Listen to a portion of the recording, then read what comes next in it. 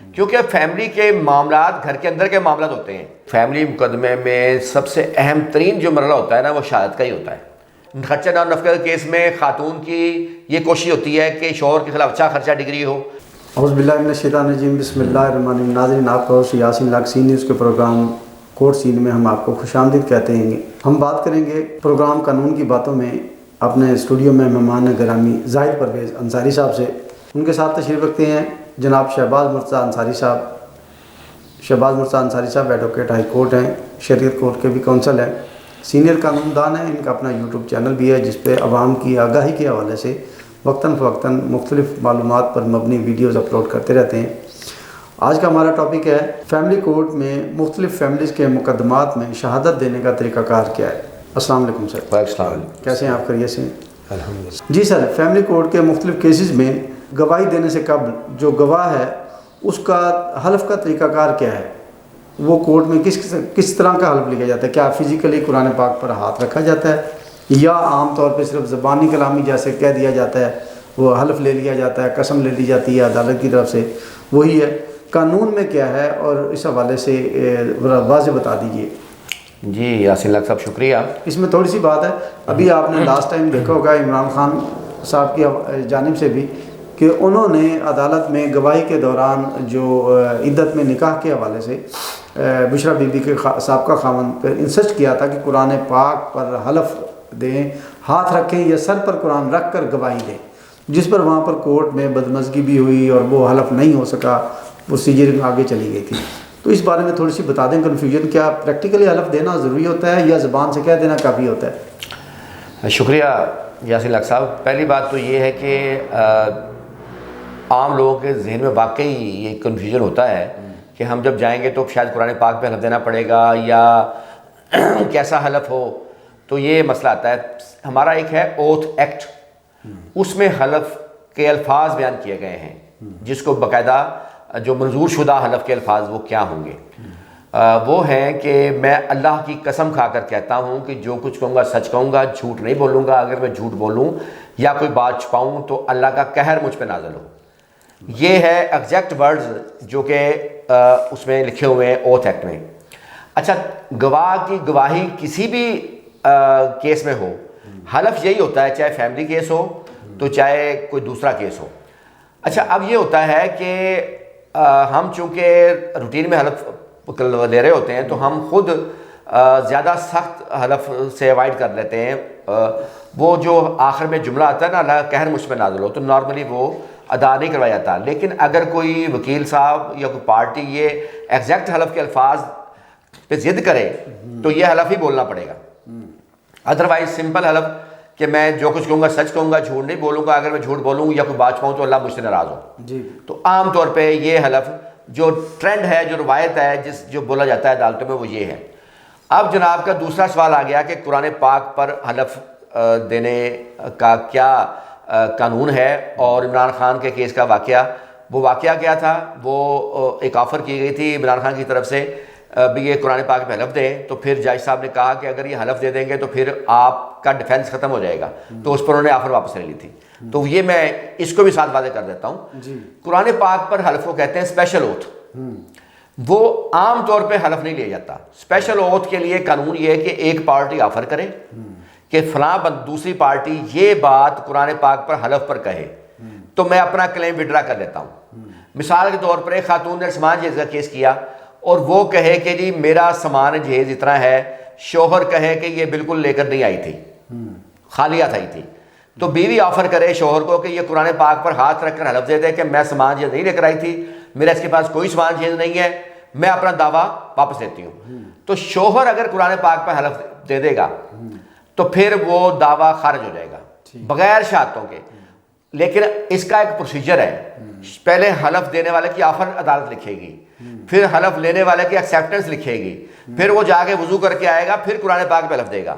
یا بیوی کہے کہ میرا زیورات جو حق مہر کے شوہر کے پاس ہیں، شوہر کہے کہ اس کے پاس ہیں، تو بیوی آفر کر دے شوہر کو جی یہ میرے 10 تولے زیورات کا قرآن پاک پہ حلف دے دے کہ اس کے پاس نہیں ہے، میں 10 تولے چھوڑتی ہوں. وہ حلف دے دے گا، وہ ختم ہو جائیں گے. تو اسپیشل اوتھ جو ہوتا ہے وہ تو پھر اینڈ ہے نا. مطلب یہ کہ پھر یعنی تب ہوگا جب آپ مقدمے کا فیصلہ میرٹ پر نہیں کروانا چاہتے.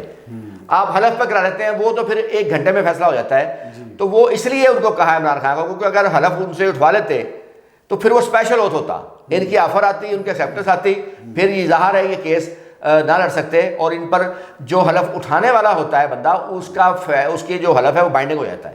تو یہ دونوں میں فرق ہے. عام حلف یہ نہیں ہے لوگوں کے ذہن میں جو ایک ہوتا ہے ذہن میں کہ جی قرآن پاک میں حلف دیں گے, تو ایسی بات نہیں ہے.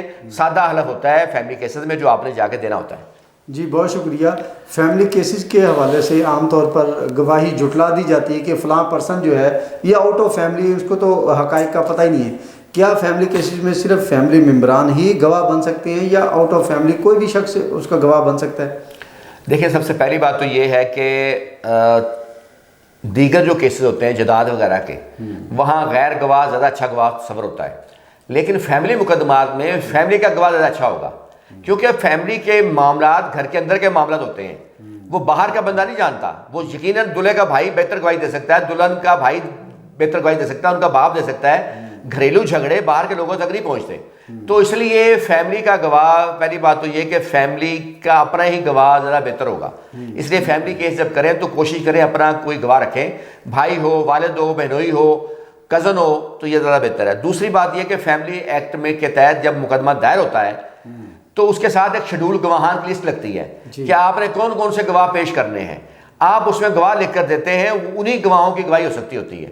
اس طرح مدعا جب جواب دوا دے گا اس کے ساتھ شیڈول گواہوں کی لسٹ لگائے گا, اس میں جو گواہ لکھے ہوتے ہیں وہ انہیں کی گواہی دے سکتا ہوتا ہے, اس کے علاوہ گواہ وہ نہیں لگوا سکتا ہوتا. تو انہیں گواہی دینی ہوتی ہے. ہاں اگر وہ کل کو گواہ چینج کرنا چاہے تو اس کی پھر اپلیکیشن دیتا ہے کورٹ میں, کورٹ اس کی اپلیکیشن منظور کرے تو وہ گواہ تبدیل ہو سکتا ہے, ورنہ نہیں. جی بہت شکریہ. ہم بات کریں گے زاہد پرویز انصاری صاحب سے.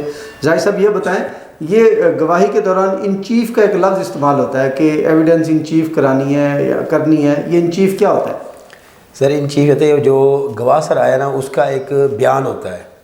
یہ سر پہلے جو سن 2002 سے پہلے یعنی کہ یہ ان پرسن یعنی کہ کورٹ کے اندر جا کے وہ اپنا بیان ریکارڈ کرواتا تھا فزیکلی. ہاں جی, اور کورٹ اس کو تحریر کر لیتی تھی. ٹھیک ہے. لیکن 2002 کے امینڈمنٹ کے بعد اب اس میں یہ ہوا فیملی کورٹ کے اندر کہ جو گواہ ہے وہ اپنا ایک بیان حلفی ایفیڈیوٹ یعنی کہ وہ لکھواتا ہے اپنے وکیل کی موجودگی میں, اور وہ اس کو پڑھتا ہے, سمجھتا ہے, تو وہ جو ہے وہ جا کے اپنا ان پرسن وہ جا کے کورٹ میں داخل کرا دیتا ہے اور وہ کورٹ اس کو لے لیتی ہے, اس کے لیے ان چیف ہو جاتی ہے. وہ بائی کونسل داخل ہوتا ہے یا وہ گواہ کو خود جا کے عدالت میں جمع کروانا ہوگا؟ اس میں گواہ ساتھ جاتا ہے, باقاعدہ اس کی اپنی حاضری لگتی ہے کورٹ کے اندر, فائل کے اندر اس کی اپنی حاضری ہوتی ہے, اس دن کی گواہی کے طور پر اس کی حاضری ہوتی ہے, اور ساتھ اپنا وہ بیان حلفی جو اپنا ہوتا ہے ایفیڈیوٹ وہ داخل کرا دیتا ہے. اور بہت شکریہ زاہد پرویز انصاری صاحب. ہم بات کریں گے شہباز انصاری صاحب سے.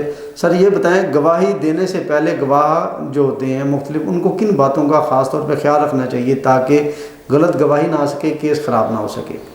اچھا, ایک بات تو میں یہ بتا دوں کہ فیملی مقدمے میں سب سے اہم ترین جو مرحلہ ہوتا ہے نا وہ شہادت کا ہی ہوتا ہے. اس کی وجہ یہ ہوتی ہے کہ باقی پورا مقدمہ وکلا حضرات لے کے آگے بڑھتے ہیں.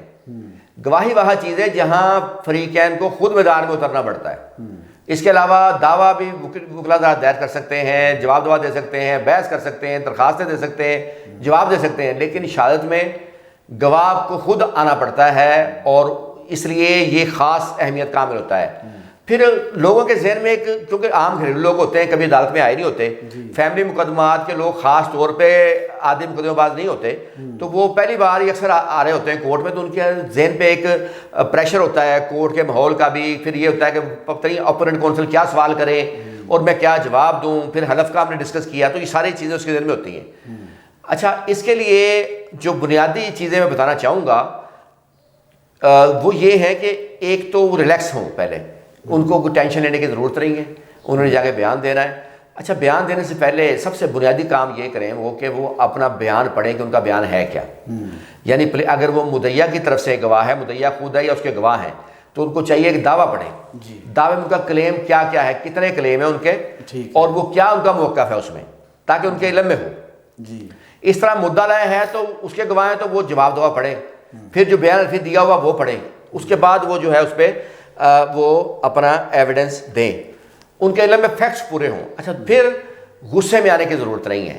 اکثر دوسری پارٹی کی طرف سے گواہ کو غصے میں غصہ دلایا جاتا ہے اجرا کے دوران, کوئی ایسا سوال کر کے جس میں اس کو غصہ آئے, کیونکہ جب بندہ غصے میں آتا ہے نا پھر وہ عقل اس کی ویسے کام نہیں کرتی جیسے نارمل حالت میں کرتی ہے.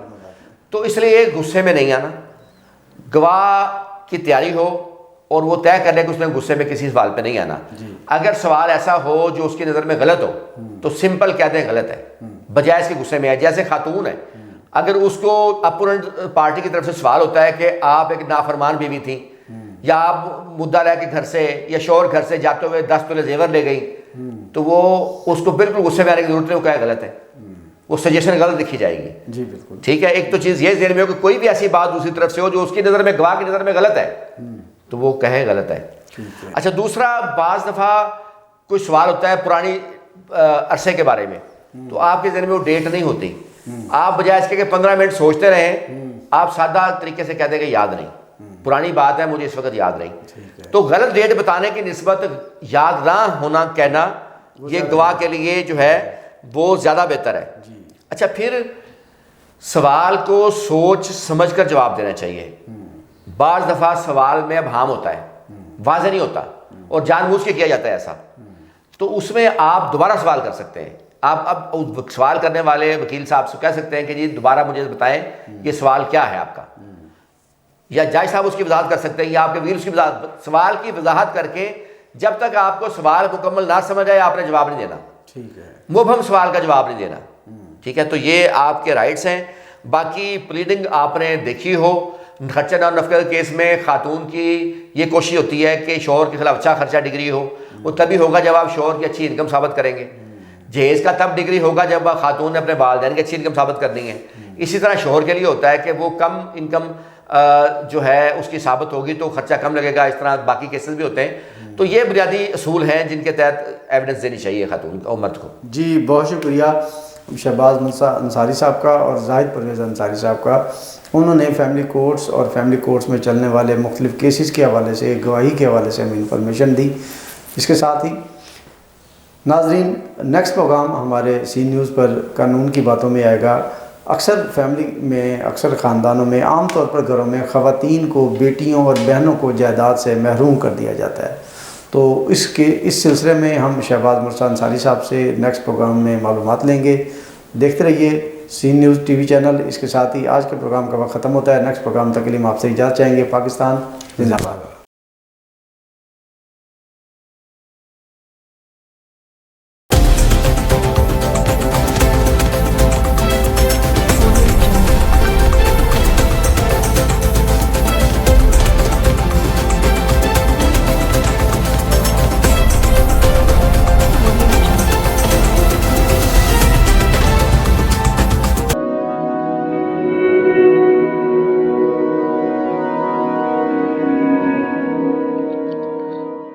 رزق اللہ کے ہاتھ میں ہے, اور کبھی کبھی رزاق رزق کی تقسیم کا اعزاز ان لوگوں کو بھی عطا فرما دیتا ہے کہ جو حالات کی کڑی دھوپ میں شجرے سایہ دار ہوتے ہیں.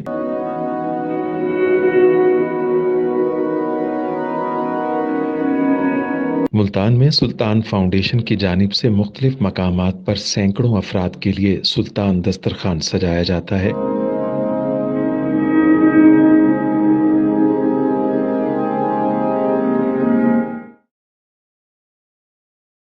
ہر انسان سلطان دسترخوان کا مہمان بنتا ہے.